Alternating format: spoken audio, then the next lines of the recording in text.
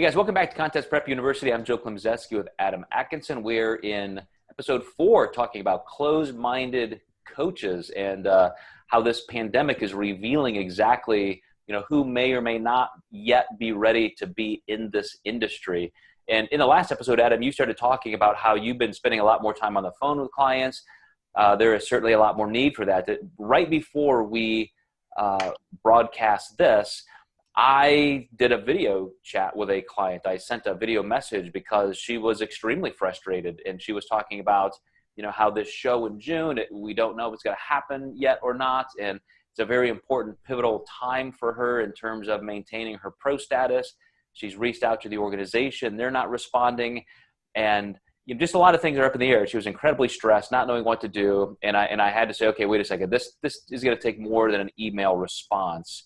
And I know that you are as well. You said you've spent, more time on the phone now than ever. But, I just wonder what these bad coaches that we keep talking about, like what is their life like? I know a lot of them just say, just fucking do it and shut up, just follow the system. I've heard those kind of things.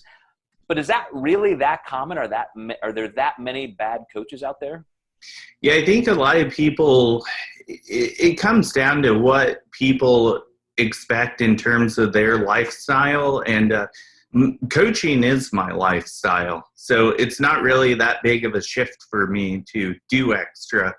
But some people have, maybe they're ahead of the game aside from me, but they have a really exceptional, maybe too exceptional work-life balance where, I do 3 hours in the office a day and that's it, and, see you guys tomorrow.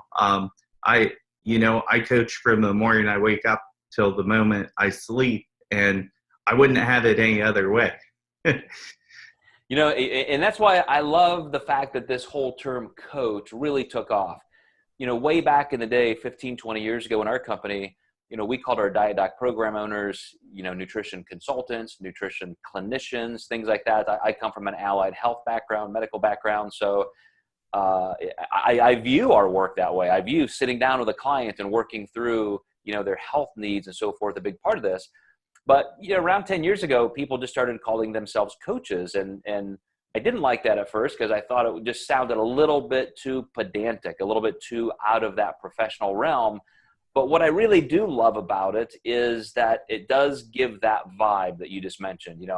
You said, I am a coach, so this doesn't matter to me, implying, Adam, that a coach does whatever a coach needs to do. Like, you are the one who meets every single player on the team. You're reviewing other defenses, offenses, and you're calling plays. You're looking at the field. And there is no job description that says, here's what you're going to do in this situation, because a coach has to think. And if you're a cookie cutter coach, then you're not thinking. You're just giving people templates, and here, if it works, it works. If it doesn't, it doesn't. And you just move on. Right. Yeah, absolutely.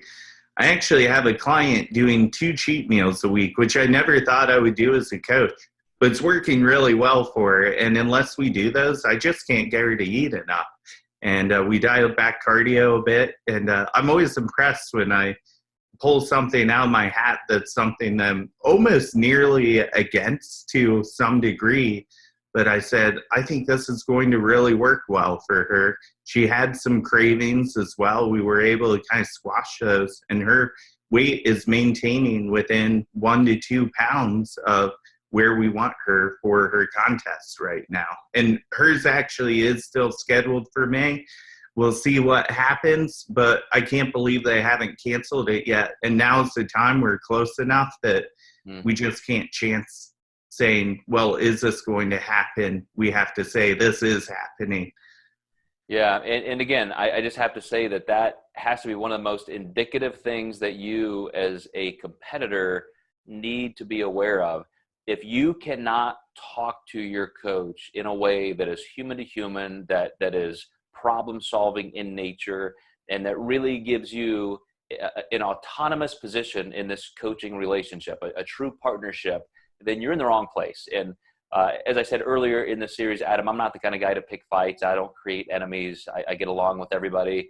But enough is enough when it comes with bad coaching, because it just literally hurts people from a competitor standpoint, a health standpoint, even a social psychology standpoint. So we're going to roll on. We got a couple more episodes to do. You guys hang in there. We're going to talk about contest calendar mayhem, as well as just a final wrap up. So we'll see you then.